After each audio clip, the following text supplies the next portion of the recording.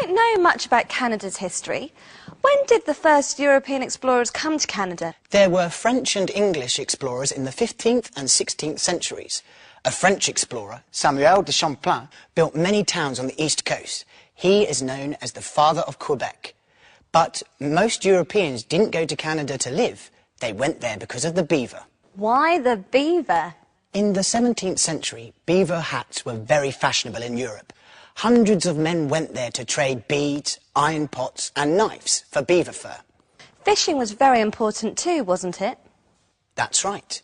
The English, French, Spanish and Portuguese all fished in the waters around Newfoundland. Gradually, some of those people started to settle on the land. I bet that caused problems. It did, especially between the French and the English. They fought each other for the land for hundreds of years. Thousands of native Canadians were killed in the battles.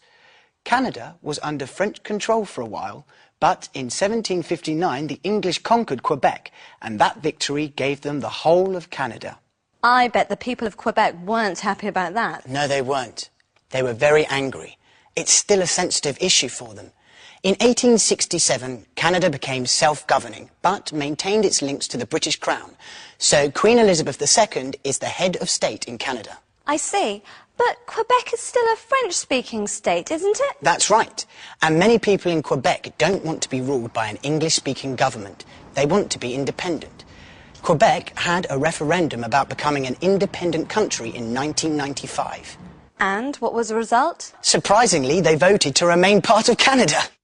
Well, the French language in Toronto has little to no effect on me, but if I was to live in Quebec, I'd have to speak both languages. Bonjour, je m'appelle Marie-Ève, j'ai 14 ans.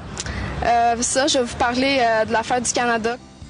One of the advantages to having a French-speaking region in Canada is that it's made us more multiculturally aware.